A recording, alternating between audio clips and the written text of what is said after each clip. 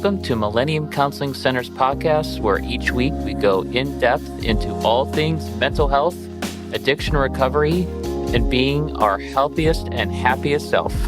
Enjoy.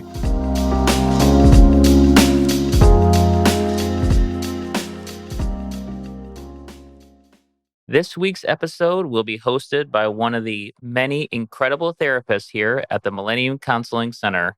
Please enjoy. Hey everyone, welcome back to the Dating in Your 20s podcast. It's Amelia and Lilly, and we're here to say Happy Valentine's Day!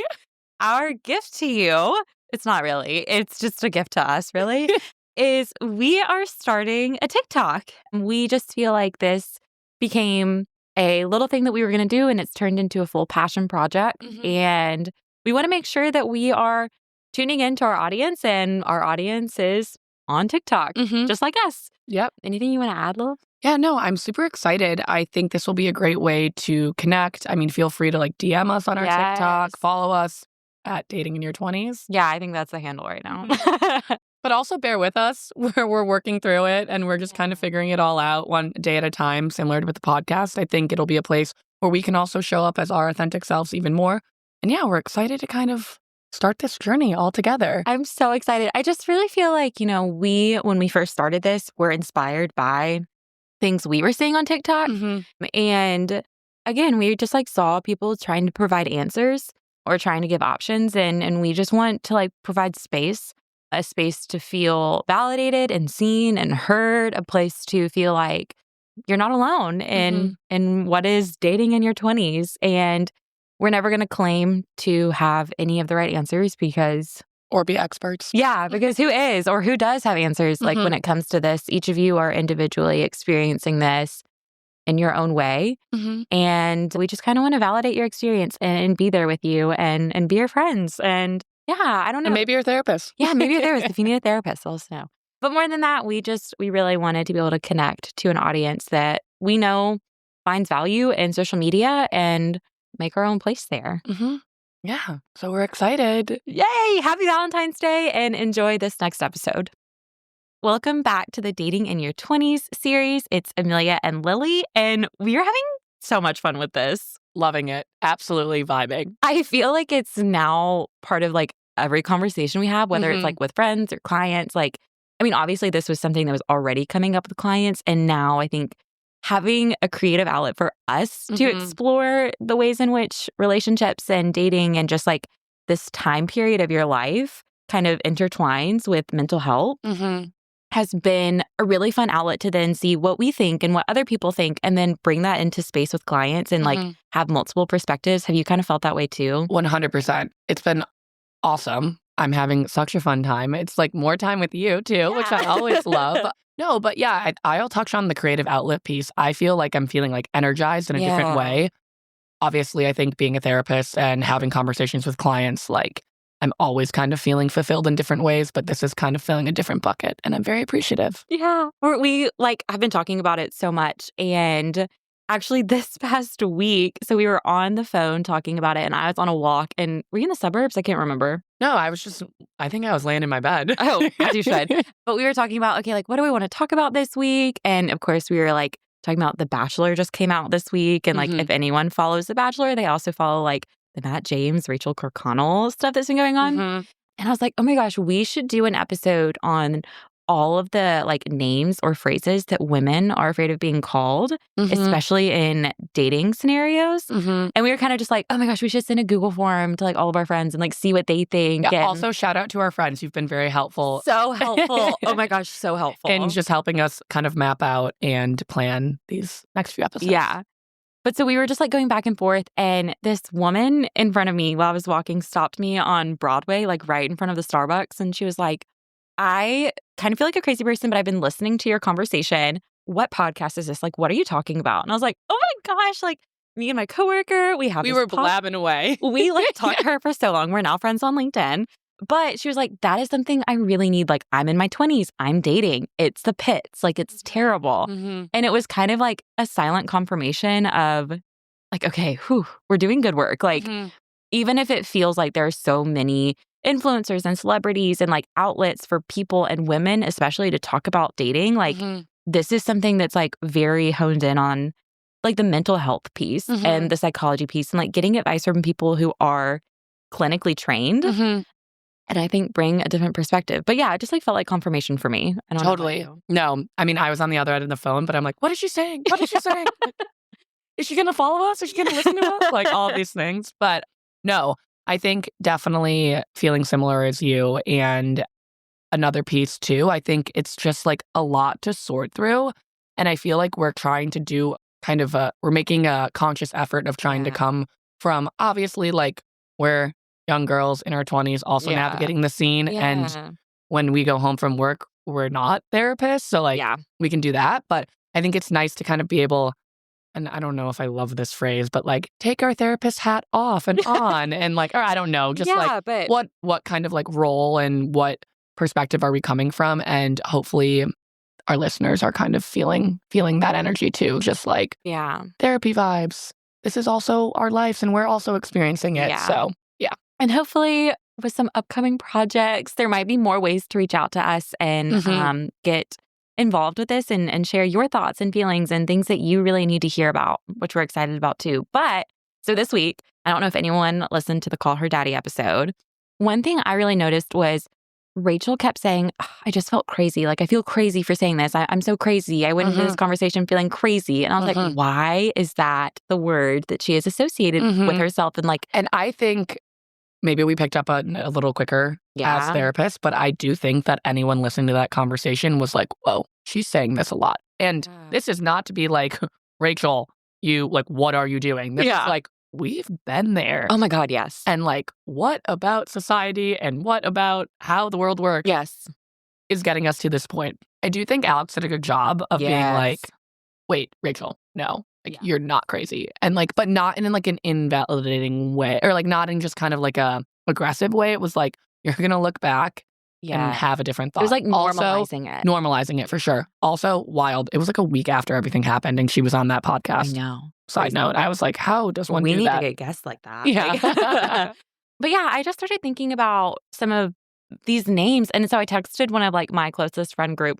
And it's funny because a lot of them are engaged or married. But I was like, out of curiosity, like, even if you're not dating, do you still feel like these words are associated? Or like, when you were dating your partner, like, what words were you thinking of? And some of the ones that kept coming up, clingy, attention-seeking, bossy, naggy, a know-it-all, more invested than they are. And then like, some of the words we just did some research on are like dramatic, prude, easy, high maintenance, boring.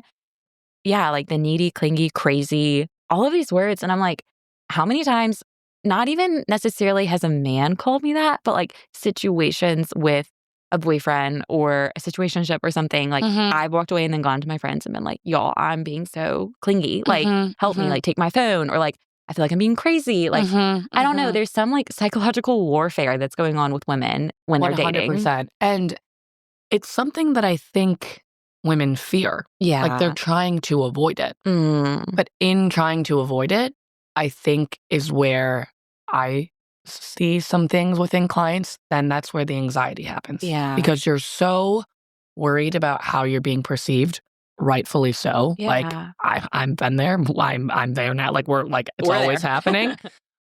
But it's just like, that's another thing that you need to be thinking about. Yeah. Talk about overthinking. Like, there's so many layers going on.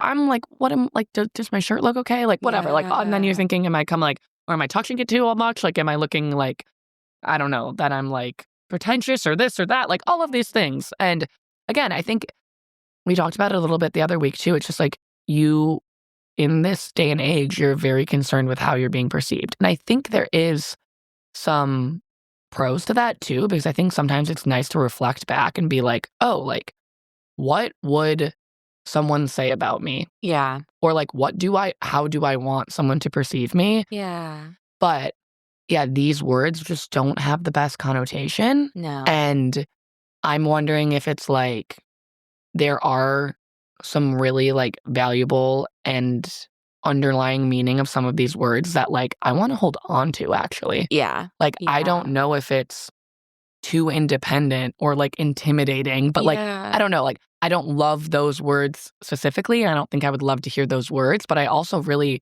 appreciate some of like the values that are attached to that word. Yeah. And I'm happy that I like, almost happy that I am coming off that way because, but then to be called it, and then you're just left with this like, I don't know, for me, I'm honestly even feeling it right now. Like my stomach feels like jumbled. Yeah. I think it's similar reflection and feeling of like what therapy is. Like this inner reflection that you're doing with yourself. When you come to therapy, a lot of times a therapist is holding up a mirror for you to look at yourself. And some people, especially on the dating scene, have put on these masks or like armor or things that they've done to protect the way that they might be perceived. So they don't know who they are authentically. And that's going to play with the mind games of yourself. And that's when you're going to go home and be like, I had a nice time, but like, I don't think I was really being myself. And like, I was too concerned about portraying myself in a way. And then you're like, whoa, was that even me? Yes. And then you like go from one end to the other of the spectrum of like, well, I don't think I was being emotional. So like, I was trying not to be too emotional. So now he probably thinks that like, I'm emotionally unaware, or like you can somehow weed yourself to still be the problem in the situation. No, 100%. I also think the other thing that's coming up for me a little bit too is just like maybe, or I don't know, like I also think there's kind of a breakthrough moment in relationships and in dating, in early dating too, where you're kind of just like, you're sort of like, oh, okay, like I was being myself, but now I'm really being myself. Yeah. Like, you know what I mean? Like you get to, and it's not like, okay, do you like go to the bathroom in front of them? Like I'm not talking about, or like, I don't know, like the other little things are like, are you sharing I don't know, like whatever. But it's more so, it's just like, I don't know. I think you can get to a point in dating where like, you're like, yeah, I'm like a little bit of like was aware, trying to be aware if I'm showing up and like maybe, and then I like, sometimes I'm like, whoa, I let that part sneak in. I was like, whoa, I was just really, I'm like, whoa, I was real just without really, thinking about it. Yeah. Or like, I call myself weird, but in like an endearing way. Like I like in my mind, I'm like weird is like unique and quirky. And I'm like, that's kind of how I want to be perceived, honestly. Yeah. But sometimes I think I'm just like, whoa, like something just kind of snuck in a little bit earlier than it should have. Like, what, did I really just say that? Yes. And then I'm like, oh, maybe I was just really comfortable. Yeah. But then I go back and I'm like, oh gosh, like maybe I should have held back. Like that was early. Like I let that like wall down and he saw something else that I wasn't ready to maybe give, or maybe I was, or why do I even have this timeline in my head of when I need to be ready and when I don't need to be ready? I was going to touch on that. I think that we have these internal timelines that we think we're following that comes from what we've talked about in the past 2 weeks, comparison culture. It's like, okay, well, my best friend was going on dates and like they were already talking about how many children they wanted on the third date. So like that obviously is normal. And we like normalize these experiences because we feel so close to these people in our lives that we're like, I have to follow that path too. And I think that's the thing I love about our job so much is like, yes, we can study depression and anxiety and OCD and like human failures and faults and all of these things that we go through. But that doesn't mean each person is going to present it in the same way. And that doesn't mean each person needs the same exact like therapeutic solution. And I like that we get to constantly learn new things from the diversity and differentiation of the human experience. And dating is that way too. There is no single map or blueprint for how dating is supposed to look like, especially in your 20s. You're figuring so much stuff out. Like you're not supposed to have it all figured out in one aspect or another. So dating doesn't have to be like this perfect bubble that you try to protect all the time. No. And I'm just, when you were saying that, I'm also thinking of like a conversation that we had this week in prep too. But like sometimes that is helpful to hear in some moments. But then in other moments, I'm just like, okay, I know I'm not supposed to have it all figured out, but like, what am I supposed to do? Like, oh my God, searching for the answer. Yes. You know? So I was researching. I sent Lily the longest voice memo this week. So I was researching stuff Amelia about like loves voice memos. Guys, and it sounds exactly like how she podcasts. And I'm obsessed. It's my love language. If you ever need to contact me, send me a voice memo. But basically, I was researching like, what is dating in your 20s? And of course, I went to the all-knowing app, TikTok. And I literally just looked up dating in your 20s. And the first 8, I kid you not, 8 videos were women in their 30s. So like women who were saying, I'm 36. And like, this is what I would tell someone who is dating in their 20s right now. Which I like the hindsight. Yes. Great, love it. It's amazing. Not always. Sometimes I need someone who's in the trenches to be like, yes, I experienced that last Thursday. Instead of someone saying, oh, I experienced that 10 years ago. I promise it gets better. Yeah. Or like, damn, like that's how it is now? Like, it's just weird. Yes. Yeah. And I'm like, oh my God, like I just need sometimes I just need to text my friends and be like, please tell me that this is normal. And then that gets us back to these words like that we have, like, why is normal the thing that we are Thriving? Yes. Yes. Okay. So looking at this list, like what was a word that kind of felt like it really connected to you? Okay. Let's see. I think I'm going to talk about 2. Okay. Oh my God, I could maybe go 3. I'm extra aware of not wanting to be clingy or too needy. Yeah. I think I've seen friends who sometimes fall into that. Yeah. And I'm like, ooh, I don't really know if I want to enter that. Yeah. And I have an older brother. I have multiple good guy friends. And I just like, that's what I hear them complain about. Yeah. So I think that one is like really what I strive not to be. Yeah. And if I were to be called that, I think I would take it a little like, ooh, I don't want that to be coming off like that. Yeah. Yeah. What's that like inner message that you're telling yourself to not be, and like how are you acting in result of that? Well, I think it goes back. I'm currently in working with this. I'm currently reframing like in my own therapy and just like in these conversations help. Yeah. Also, these conversations help us too. So, but it's sort of, I don't know. I mean, the too needy is like, we're back to like what I need is okay. Yeah. Unless I'm asking for like a flight to Hawaii on the first date. Like, you know what I mean? Like your needs are just as valued. Yeah. So I think I'm trying to, well, one, I think it's been like pulling out what I do need and like what I do want has been helpful as well, because then it's like, okay, because then it's kind of like, do I need this and do I want this? Or am I just like being told that I need and want this? Yeah. Because that's it too. Like sometimes I'm like, oh my gosh, like maybe I'm coming off as needy because I haven't heard from this person. Because that's how my friend hears from, they check in every 2 hours or whatever. Yeah. And then I'm like, wait, do I even care? Yeah. Like I'm busy. Like I don't actually need to hear from you every 2 hours. Like text me when you're on your way home from work. Like I get that we have like that.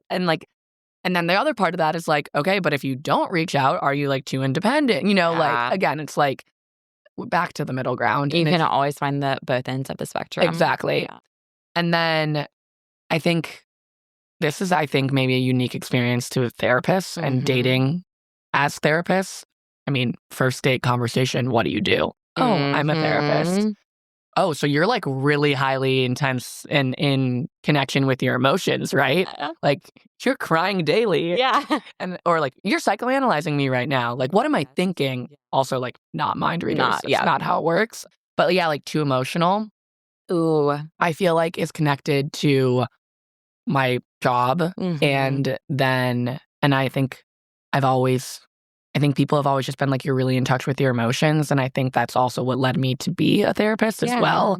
And yeah, do you feel the too emotional one with therapy? Yeah. So mine was going to be a burden. Okay. And I think, again, this is something I'm working through on my own. I already talked to my girl, Sarah, my therapist, about it. But something that, that therapist hat, I feel like being an empath all day and like taking on the emotional stories. I see where you're going with this. And burdens of other people.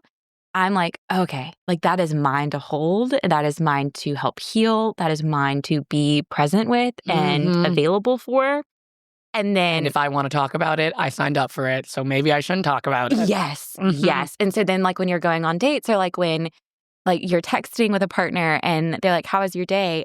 I'm like, it's so good. It was amazing. Because I can't be like, I actually laid on the floor after 3 sessions today because I like needed to be grounded. And I think that is tied into like the too emotional. Like, I think it's all rooted in our job. But I also have this like my like dream was to like be Andy Anderson from How to Lose a Guy in 10 Days. I literally, my prom dress was light yellow because of that movie. My skin tone, I can't really pull off yellow. So. Spray tans, girl. Spray tans. But so I was like, oh my gosh, she's so cool and so with it. And like her job is so fun. And like, even though her job is like causing her to get in this relationship, like she's still having flirty, fun time with it. She manages being in this, like, I guess it's a magazine business or newspaper. But she like still has time to like go grab drinks with friends. Yeah. And sometimes I leave work and I'm like, I don't want to talk to anybody for the next 24 hours. Like, I just need some time. And that can be not just our jobs. Yeah. Like, oh my gosh. that's Yes. everyone's job. That's anyone who is working. Like, working is just tough. Or anyone who's in grad school or anyone who's in med school or law school, whatever. I think that's just being in your 20s, to be quite frank, because And you're probably after your 20s as well. like, you're figuring out how to just be an adult for the first time. And yeah, I take the word burden like really heavily because I'm like, I don't ever want to be a burden to my partner. Like, I don't want to be carrying and viewing the world from the perspective of my clients and carrying the weight of their struggles. And I have to already work on like making sure when I go home, like I leave work at work. But I don't want to bring that into my relationship. So I'm like, I just don't talk about myself. Like, I will be in tune to their needs and their problems and their opinions, but mine are probably too much to handle. And like, that's also, I am not that high and mighty. Like, I'm just as important. So like, I should share. But yeah, that's something that word, when I was like looking at our list, I was like, oh. Yep. Yeah. No, I know. Another one, the too masculine. Oh, as an athlete. Yeah. So for those who have listened to our athlete wellness pod series 2, we talk a lot about sports and all of that. And I mean, we haven't brought in sports and dating, but yeah, like also I'm 6'2". That's Oftentimes, amazing. I'm like, so jealous. no, it's awesome. But for listeners who don't know, but like oftentimes taller than some people that I'm going on dates with. Yeah. And that's just like a dynamic, whether we're going to talk about it, whether we're not going to talk about it. Have I had to work through it? I tell myself I don't really care. Yeah. I think I don't care, but sometimes I'm like, maybe I do care. I don't know. Or just like wearing heels or like it was a huge deal when I wore heels. Honestly, every single school dance, I didn't wear heels until the last one, until prom. Go you. And I wore heels. And like I went on a date the other day and I wore booties. And I was I'm like, so proud yes. of you. But yeah, or just like I played basketball my whole life growing up. Basketball is like a pretty masculine sport, I would say. Yeah. So I don't know. It's sometimes I think, this is definitely, I don't know if this is resonating with, I mean, I'm sure it may, but it's definitely, I was just like, whoa, like because I think growing up for so long, it was just like running from sport to sport. And I'm wearing like a baggy jersey and like baggy shorts and like my hair's like slicked back and sweaty and all of this stuff. So like, I think getting to a point and getting excited about like throwing on a cute outfit and like wanting to feel good and like wanting, and you can feel good also not in like more masculine. I'm wearing a hoodie and baggy jeans right now. Like I'm very masculine looking right now. You're not masculine looking. Okay, but like, I don't know. But like, I don't know. It's just like that sort of came up for me and or like, I don't know. Some people can maybe be a little intimidated by like, if we're playing horse, I'm probably going to beat you. Oh my gosh. That is like in reverse of that, like on the other end of the spectrum for that. So when I first knew I was going to move to Chicago, I was blonde. And I was like, I can't be blonde and Southern. Like, no one's going to take me seriously. I can't be this like what you picture of a girly girl. I think literally this week I said, do I have too many shirts with bows on them? Like that's a real question I asked you. So like I always I feel like I'm being perceived as like not being taken seriously, like as like this like ditzy, very clueless girl. And I'm like, I actually really want to be viewed as intelligent. But like in order to be viewed as intelligent, I feel like I go into dates with this like know-it-all. Like I'm like again, it's like you put on got your stuff together. Yeah. I feel like I have to wear a mask because I'm like, I can't let you, like if I say y'all or if my Southern accent like really starts to come out, I'm like, gotta bury that. Like, I think this just points to, because like you were kind of just on the topic of stereotypes a little bit too. And then I think all of these words that we've been talking about, it's like societal norms and gender expectations, dating dynamics, stereotypes, and like not to get too like out there, but it's literally all constructed. I was thinking, okay, we never really plan how we're going to end these podcasts or like say these things. One thing I have really been thinking about is like, these are the words that we say to our friends. These are the words that like after a date, we call our bestie or we like go home to our roommates and we say, I might have been a little crazy or like, tell me if I'm being clingy. Also, side note, women definitely do this about men as well too. Or like, or not about, but I don't know, like I'm sure eventually we'll get some men to hop on the pod and explain their their perspective and their side of everything and all of that. But like, I don't know, there's totally different, like, were they like nonchalant or were they like, I don't know, very like romantic or chivalrous or whatever. Like, you know what I mean? I don't know. Yeah. So I just wanted to point out that this is both sides of the coin. Yes.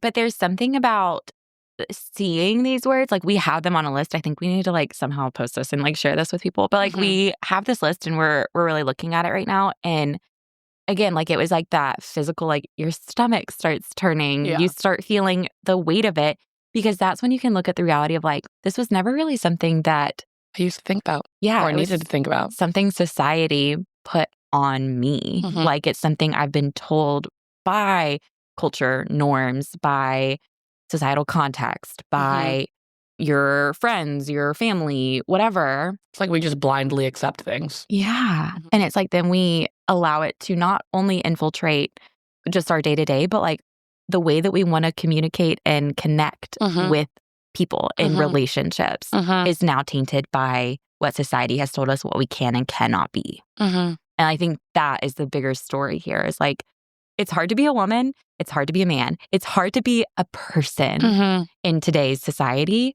We have got to start breaking away from the ways that culture has told us we have to be. And I feel, and this is not to be like, we're high and mighty over here in this podcast and trying to come at kind of, I mean, this is a saturated like topic. There's a ton of ways that you can kind of go and have these kind of launching pads of thinking of in a podcast or a book or whatever. Like you can find this material. But I do think like oftentimes, sometimes the missing piece for me in some of those things, what is that like last 2 minutes that you just said is pulling back and recognizing that like this is all normal, but this is all not necessarily like real. I don't know if I'm getting like existential right now, but like, yeah, I don't know. Like, it's just like being able to pull back, like, because sometimes we're so deep in the weeds and it's like, well, was I needy? Was I too emotional? Or was I just like communicating what I needed? And like, is that like powerful? And should I be proud of myself? Like, again, the spiral of overthinking and just like, but I was happy that maybe I'm happy that I was perceived that way. Or, but like, I hate that word, like all of these things, whatever, what we just spent a lot of time talking about. But like, I love that we're able to pull back and be like, what does that all mean? And how does it make me feel? Something I find myself saying to clients all the time is whether or not, if you're looking at a destination, a bird's eye view of the map, or a like in the car looking at each exit, each way is the right way to get there.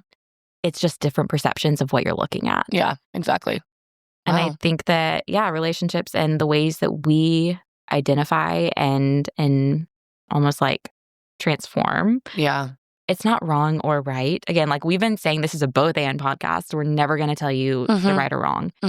But there's your own perception of yourself, and then there's society's view of yourself. And you can pick out which one you want to be accustomed to. Yeah, and it can be a little bit of both. Yeah. It can be a little bit of both. It's always both. All right. Thanks for listening, everyone. Yeah, be on the lookout for some new, fun, exciting projects, and we'll catch you next time. Bye.